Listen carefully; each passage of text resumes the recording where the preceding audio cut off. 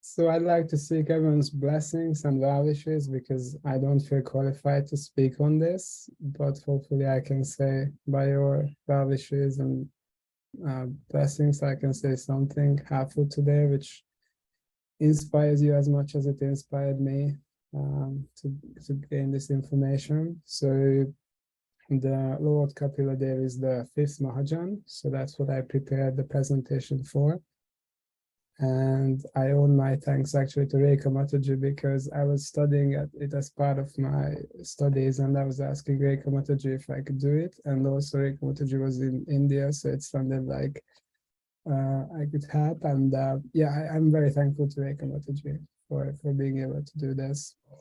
So I'm so thankful to you to have taken the opportunity to do it. Thanks ever so much. It's such an important topic that I wouldn't have been able to do as much justice as you are going to do. So thank you so much. Sure. Well, Lord Kapila Dev is the 5th Mahajan, so the one with the red. I tried to frame it with red, so that's what I'm going to talk about today, Kapila Dev. I think we have touched most of them by now, so not many left. So just I'm gonna mention again the presentation style because that inspires me when I prepare myself and study the Vedic scriptures. I will speak briefly, as always. We talk about lineages of these great personalities, the Mahajans. And actually, in Lord Kapila Dev's case, it's also a special Mahajan in the sense that it's not so much about activities that he left behind us, like some of the other Mahajans or other great personalities in the Vedic tradition. He mostly left his teachings behind. So that's what I'm going to try to summarize today. Actually, that's what's going to be the bulk of the presentation today. And then just the takeaways that I took away from this, and then maybe you can also reflect on what you take away from this. So the presentation style is what I mentioned also last time. So it's please, this is how I try to study the scriptures. So what lesson we learn from that? Obviously, it has to have Shastra connection to the scriptures. And also going into the elaboration, the details, having analogies. I like analogies to understand certain concepts, and then also how we can actually apply what we learned in our personal life. So the first thing I mentioned is the lineage. So just what's the lineage of Kapila Dev, parents, grandparents, kids, and so on. So on the father's side, he's coming in this succession. So Krishna, Brahma, and then Brahma had the son Kardama Muni, and Kapila Dev is actually Kardama Muni's son. I think Aniruddha Prabhu also mentioned this in his presentation. Oh, by the way, and I don't have a lot of text today, or I probably won't speak too much, but I have many graphical images, so hopefully they are more valuable than what I could speak.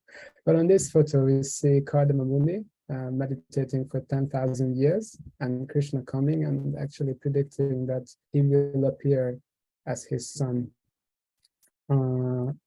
So yeah, that's on the father's side.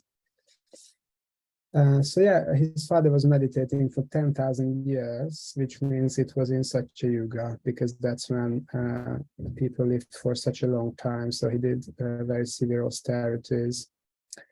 And then on the mother's side, so this is the mother's side. So on the mother's side, he's coming from the line of Devahuti. And again, the chain there is Krishna. So Brahma grew from Krishna's navel, actually God Buddha Vishnu. And then Brahma had a son, Swayambhuva. That's the topic that Aniruddha Prabhu presented last time. And then Swayambhuva, I think Aniruddha Prabhu mentioned that he had 3 daughters and 2 sons, and one of the daughters were Devahuti. And so Kapila is actually Devahuti's son. So yeah, yeah. So the next slide is just how Devahuti and Kardamuni, as you can see them on the right side, how they got the blessings of other great personalities for their marriage and rehearsed life. So you may recognize the Lord Brahma with the multiple heads, or Narada Muni, which I think Jairadi and Mataji presented earlier with the famous instrument, the Veena. And you can also see the four Kumaras, which I think Aniruddha probably represent as well. So they all came to give their blessings and to associate with Kardama Muni and Devotee. And yeah, so for the next slide, so this is again just a quick summary that this is the lineage. So father is Kardama Muni, for Kapila Dev, mother is Devahuti, and they had 9 daughters actually initially, and then one son, Kapila Dev. So actually Kardama Muni wanted to retire. He was very much detached from sense gratification. So initially they had only 9 daughters, and he really wanted to live and just dedicate his life to Krishna. But then actually Devahuti she was pleading basically for a son, because in Vedic tradition, when the husband leaves the home, the son basically will take the charge for the mother. So the mother will be under the son's protection. So there's this it's a short text on this, which just confirms this from the Bhagavatam, the 3rd canto. So yeah, and Kapila, I haven't found much information, but I was interested once I was walking, and what does Kapila actually mean? I haven't seen this in presentations or even in Bhagavatam, and one place where I found it is like reddish brown, red one. Yeah, and in the background actually you can see a palace, and there's an interesting pastime for that as well. Basically Kardamuni was a great yogi, mystic yogi, so he attained the yoga siddhis, the mystic powers, and he created the flying palace for them where they lived. So these are not ordinary personalities. So yeah, so this is the prediction, and Kardamuni basically appeared to speak about Sankhya Yoga, that we will see soon, and many other things, but the main thing was basically preaching. So also when Kardama Muni left his father to the forest, her mom Devahuti asked for for Vedic teachings. So she wanted to be basically enlightened in the Vedic teachings. So yeah, so when Kapila Dev was born, finally Kardama Muni could retire his father, because Kardama Muni's wife Devahuti was in good hands, under good protection, good shelter, under Kapila Dev's shelter. So as you can see on this one, traditionally, it's rarely followed these days, but traditionally the householder must leave home after his 50th year. In the Vedic times, that was mostly forest. Maybe nowadays it may be temples if devotees enter this ashram, the Vanaprastha ashram. So yeah, also I found it interesting that this was discussed. Why would because Kapila Dev was actually an incarnation of Krishna. Why would someone leave his son, who is Krishna, to the forest to meditate on Krishna, to attain Krishna? It sounds like a contradiction. But actually, this was because, as written on the slide, this is to show a good example, to us, basically, that how a grihastha person should live. So even though God himself was his son, he still left anyway. which is, if you think about it, it's a very big detachment actually, because we are very much attached to our children, and then it's especially when it's Krishna, the meaning and the goal of our life. We still did it just to show a good example. So I thought that was a really big sacrifice, which shows his great personality. Right. So now coming to his teachings, which is the main thing. So yeah. So I don't know whether you probably heard about this book, The Teachings of Lord Kapila, the son of Devahuti. That's the subtitle. Does anyone know why it's important? Why Prabhupada particularly mentioned that the son of Devahuti?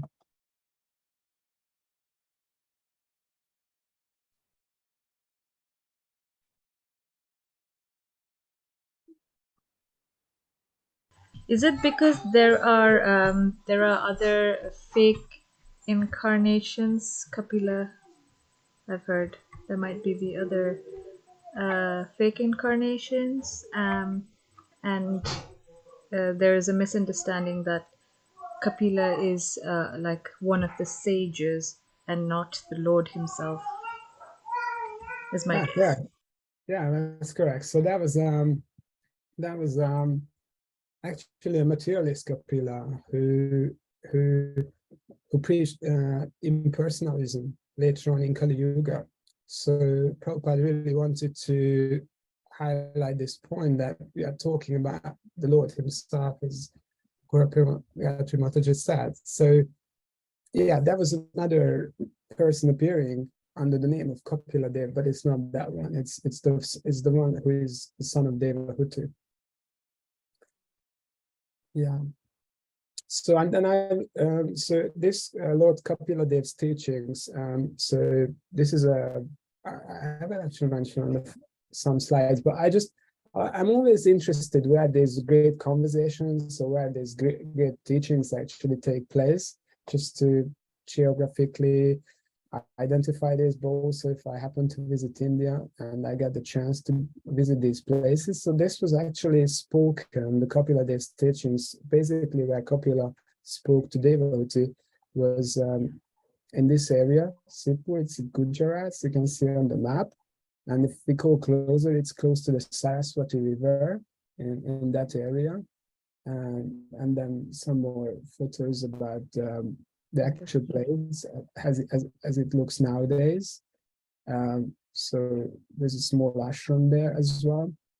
So this is where actually Lord Kapila Dev's teaching is spoken by Lord Kapila to his mother Devahuti. So in case you don't know, some of you may have already read this book. I read it actually because I was inspired as I was reading the Bhagavatam. I wanted to know more.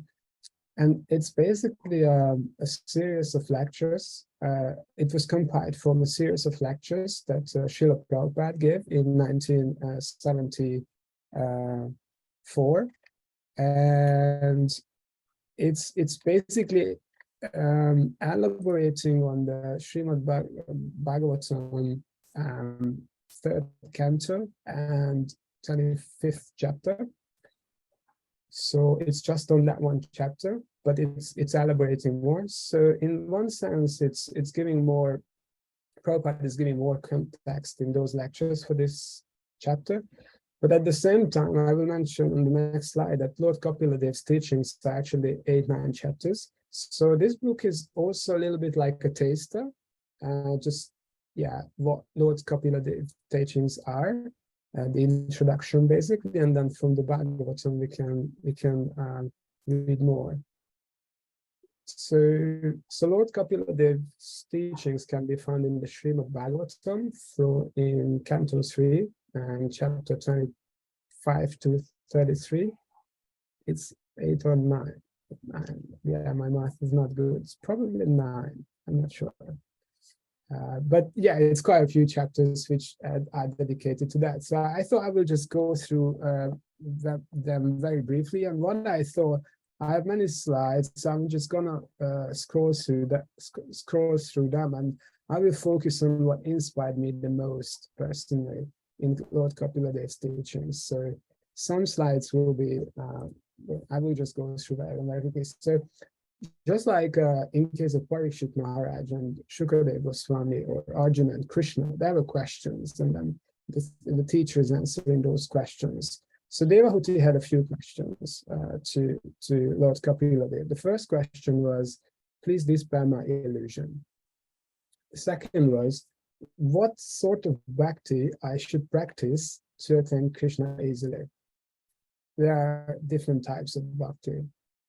And then she also asked about the Jnana Yoga, which is interesting, because typically, a pure devotee wouldn't ask about Jnana Yoga.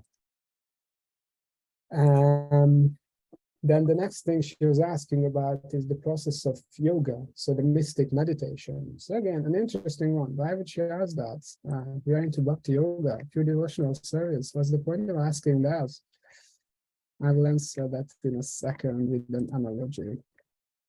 And then she was also asking about the nature of,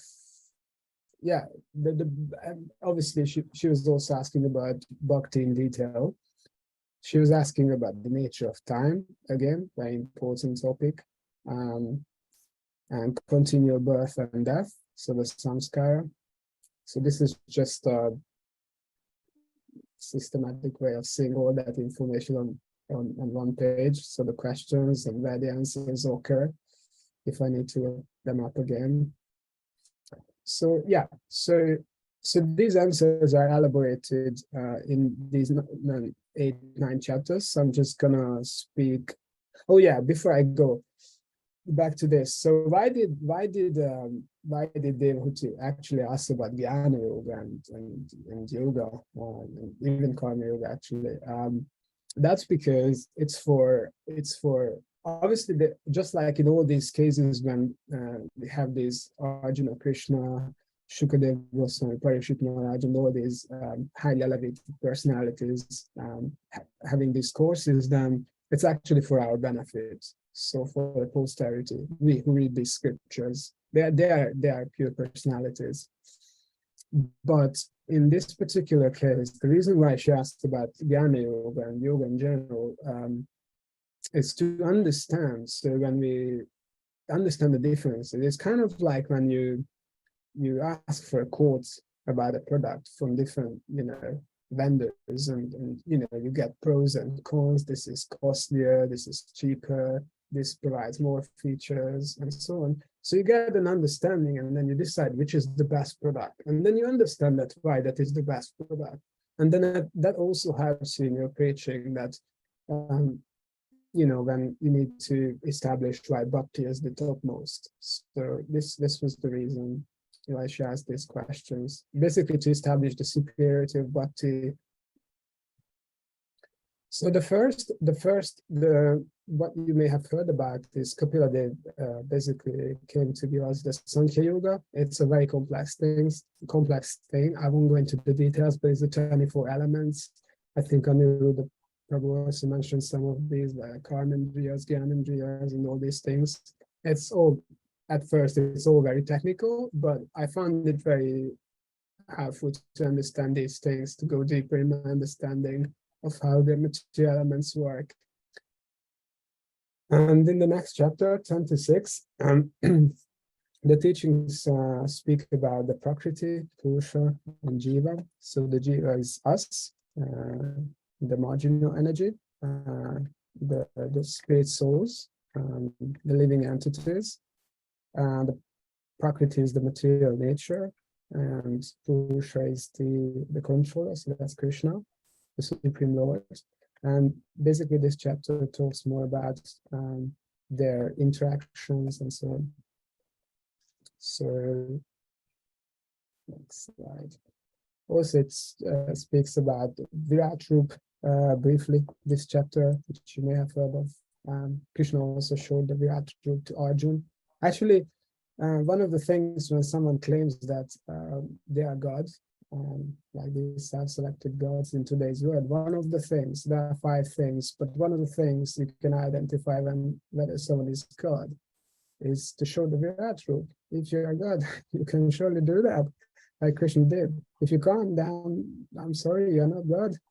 So yeah, so there's some mention about the Virat Rupa in this chapter. Then the next chapter speaks about, actually, what do you think these are? What are these three personalities on the photo?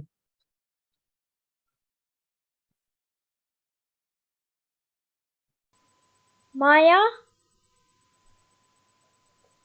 Yes, so these are like the three material modes, and how they control us when we are under their influence. So we are just like puppets in Maya's hand in that sense, until we transcend the material modes, the modes of the material nature. Yeah, and then this chapter also speaks about it. It actually gives an interesting analogy about Krishna also being the sun. So the way we can infer the sun's presence is it's reflected on water and then on the wall, and the same way we can infer the presence of the soul. Yeah, it's reflected on the body, in the body, mind, and senses. And the Supreme Lord, so Krishna, is also reflected everywhere through his energies. Yeah. And then the next chapter, so this one is actually probably the most inspiring for me, this chapter, which is actually about yoga. Interestingly enough, it's about Ashtanga yoga in a way, just like the 6th chapter in the Bhagavad Gita. If you remember, the 6th chapter is dedicated to Ashtanga yoga, and there's all sorts of the 8 limbs of Ashtanga yoga, which is what you can see on the picture. We often do pranayam in preaching, but for me, from Lord Kapila Dev's teaching, this was the biggest thing I took away from this: the limb by limb darshan and meditation on the deities. So we hear this. We've been in this for some time. We hear that we should take darshan from the Lotus feet upwards, but these teachings actually give really precise details on which limb, one after which, and also why and in what mood, and why that particular limb is important. So I took this photo from Śrīmad-Bhāgavatam or something. Śrīmad-Bhāgavatam. At Soho. But let me just catch up with my comments. Yeah, so this is 2022 June Kartik. Here's the image of June. Thank you. And so it all starts from the Lotus feet. So that's when we enter the temple. That's where our meditation should start. So basically, yeah, we should meditate continually on the Lotus feet, which is like washing water, the Ganges. And yeah, it flows and makes also on Lord Shiva's head, and so Lord Shiva holds this on his head, which makes him even more auspicious. And also the Krishna's lotus feet act as a thunderbolt, which is released among mountains of sin, released amongst mountain of sins in the meditator's mind. So very, very auspicious. That's where we start the whole thing.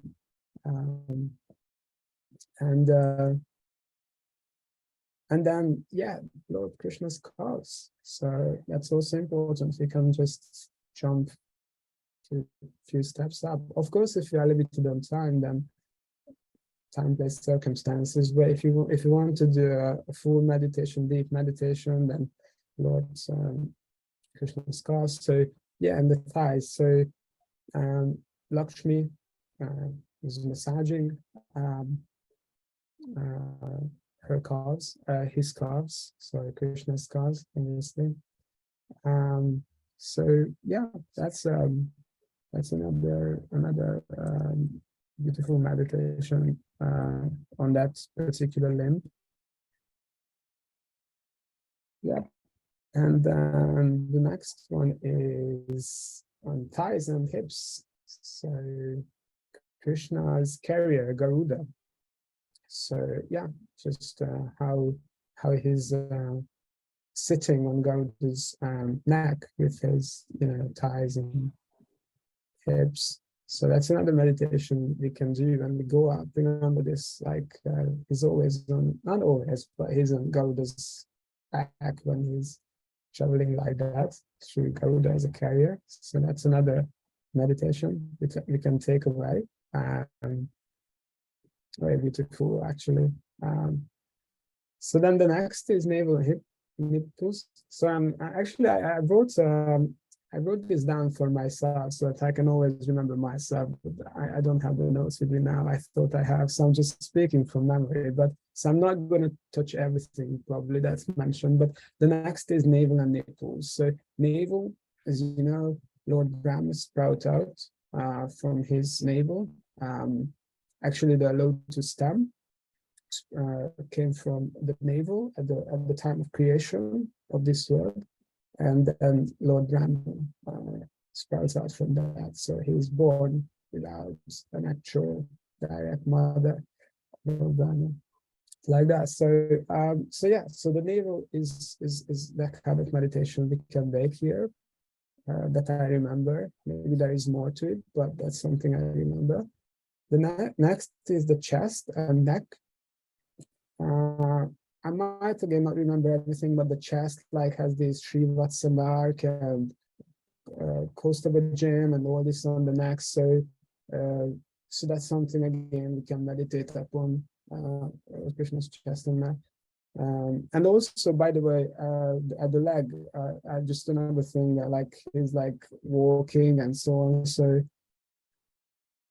yeah, these are very powerful limbs actually. And then the next one is the arms. So Krishna's arms. On this photo is writing rather on the hands. Okay, so basically the arms are holding, when that Krishna has the four-handed form, he holds 2 items for devotees and 2 items for demons. So he holds the lotus flower and I forgot again, and concha for the devotees, and I think it's one side, and on the other side the Sudarshan chakra and so I forgot the other name, the stick. But yeah, so again we can do this meditation with Krishna's four-handed form, that his arms are very important. And also they are very powerful. So he uses them in battles and fights with the demons. So wrestling and all that. So his arms there are some activities also connected to his arms that we can meditate upon. And then coming up more, the lotus face, obviously. Very beautiful lotus face. Then eyes and glances, yes. So I think we mentioned this before in some mentorship meetings, but the glance and even the material nature, it's Krishna's glance, that he impregnates the material nature, and that's how the living entities are born. But yeah, eyes are extremely beautiful, and yeah, the glance is very, very important as well. Then the smile and eyebrows. So the smile is actually Krishna's, well, we can consider it Krishna's biggest gift in some sense, because the devotee is very happy when he sees the spiritual master smiling. So this is the biggest reward basically, and Krishna's smile also as well. It's very pleasing to the devotees. We cannot probably get better than that, getting Krishna smiles, because when he smiles or the spiritual master smiles, it's like they're happy with us, and that's the biggest benediction we can get. Not money or or a position or something. It's their satisfaction, and yeah, Krishna's smile is obviously supremely beautiful. And yeah, the Lotus, if we enhance that, smile into a Lotus, Hasiras. Yeah, and that's pretty much it, what I remembered from the limb by limb meditation. And there's probably a lot more that I didn't mention, but it hopefully gives already a taste. Like, actually, once I researched this topic, once I tried to take a darshan of Shri Radhalandaneshwara, against darshan, like their darshan, like in this way, I tried to remember everything I could, and it was so nice, actually.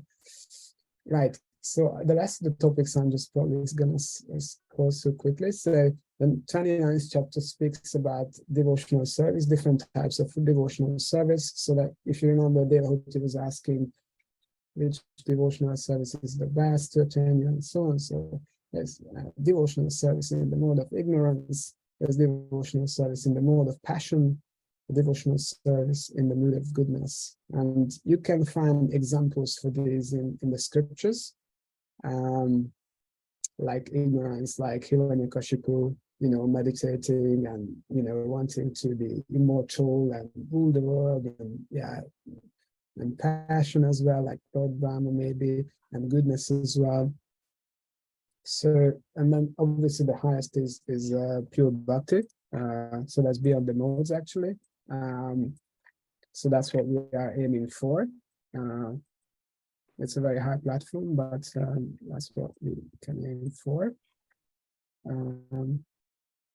So I just wrote down something here that, like, the government awarding medal for army men for long-term service. Similarly, Krishna awards good qualities. Someone practicing bhakti sincerely with determination. And one example is Dhruva Maharaj here in this particular context where I wrote it down. Yeah, very beautiful. So it's like, also when we start practicing bhakti, it's like, when we start eating, we might not experience, the hunger may not go away right away, but actually if we keep eating and nicely, then our hunger will go away. Like that. So then also speaks, this chapter speaks about the super soul, as you can see on this photo. It's in everyone, in the tiger, human beings, trees, etc., etc.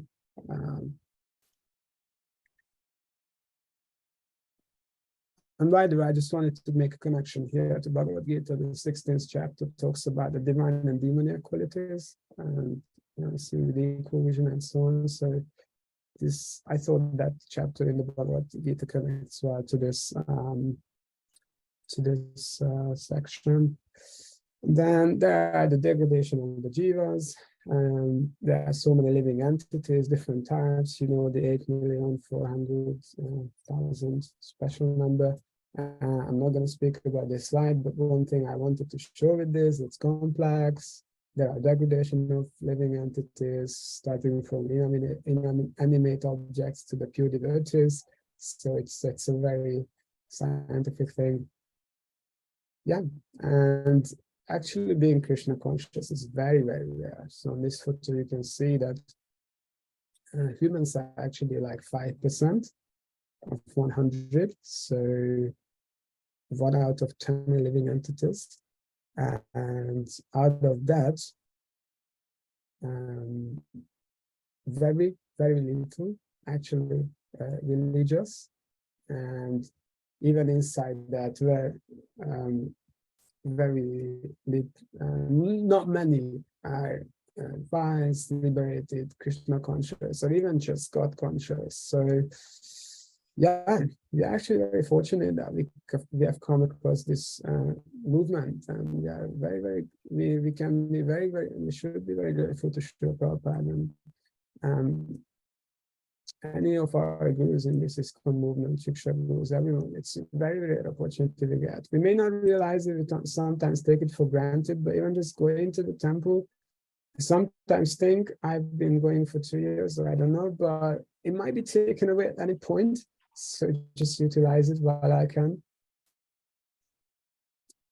Yeah, and the devotee was asking also a question about time. So time is the biggest chief. And the reason why time is the biggest chief is because a chief may steal your property like car, house, well, house probably not steal, but maybe rob into, money or your wallet, steal it. But actually time steals your life, because we are going to leave this body, which is chief can't do, as probably a murderer can do, but I mean, it's like the biggest chief time. So it's also explained in detail. And then the 30th chapter, yeah, so the power of time, we just get carried away like clouds, carried by strong wind. And then in our life, we accumulate all sorts of things. And then, yeah, we accept temporary things as permanent, be it money, house, wife, children, car, job, career. Yeah, everything. And they're temporary. We will leave them behind, but still, we are lamenting for them. And yeah, when we get into species, you don't even want to give them up. You think like the hog. The hog is happy, right? He's in the stool. And he thinks he's happy. And not only he thinks that he's happy, actually when someone wants to bring him out, he doesn't want to come out. He thinks that's great. There's an example here in the Shastras when Indra became a hog because he was cursed.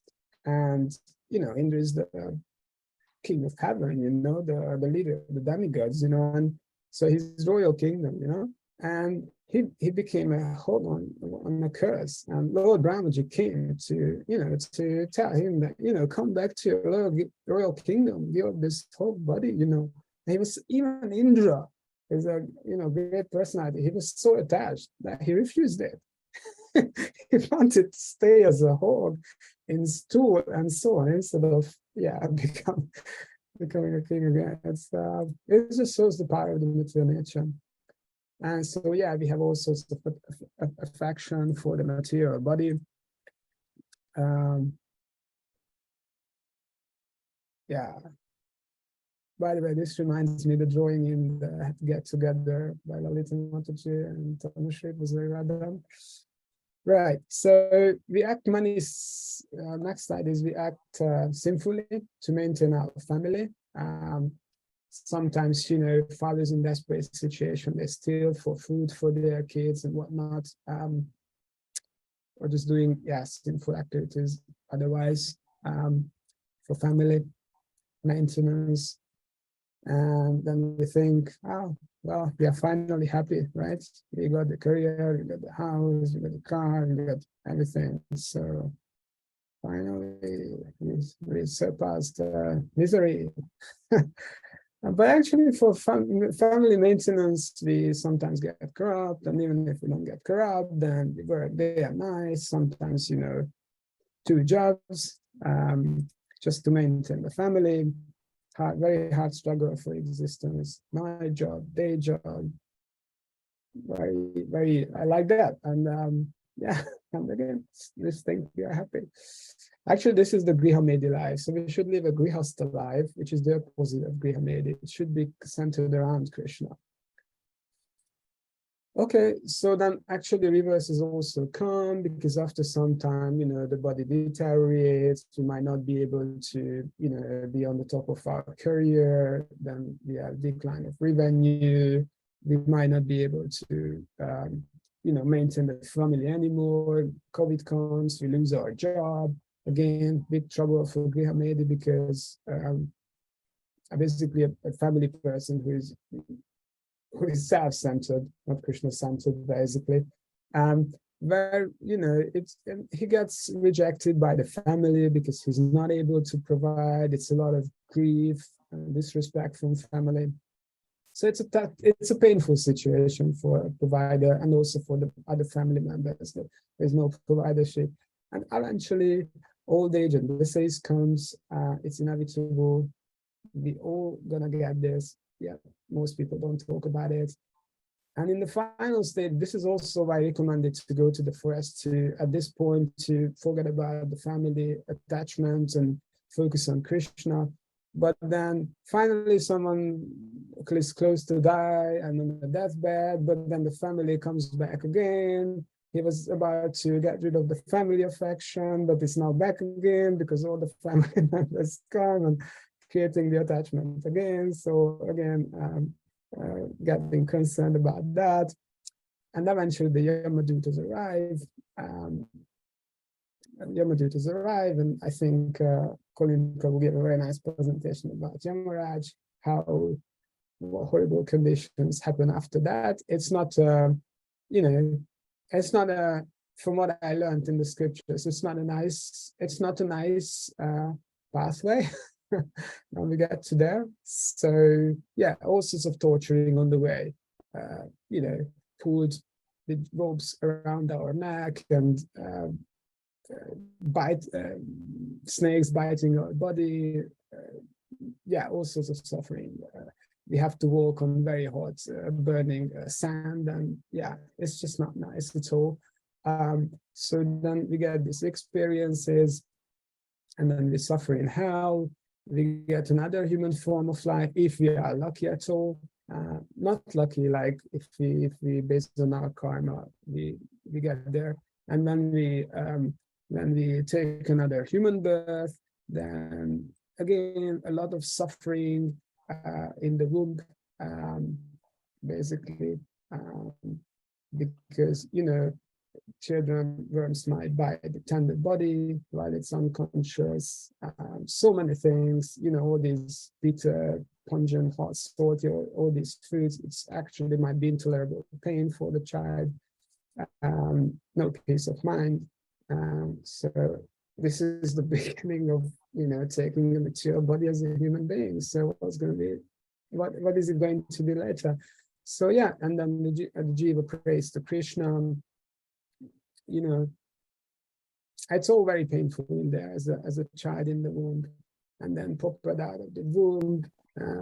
Again, blood, urine, stool, all that, and actually a child can't even express the pain that they're feeling or their desires at that point. So the parents also may not know what the desires are. So it's and then getting a lot of bitings by bugs and mosquitoes. It's not, as Prabhupada used to say, this was not a place for gentlemen and ladies' progress. So and then also in younghood, we go through all sorts of associations, sinful association, and then we go through fruitive activities. I will probably just speed up because I'm conscious of time, so I'm going to finish in a couple of minutes.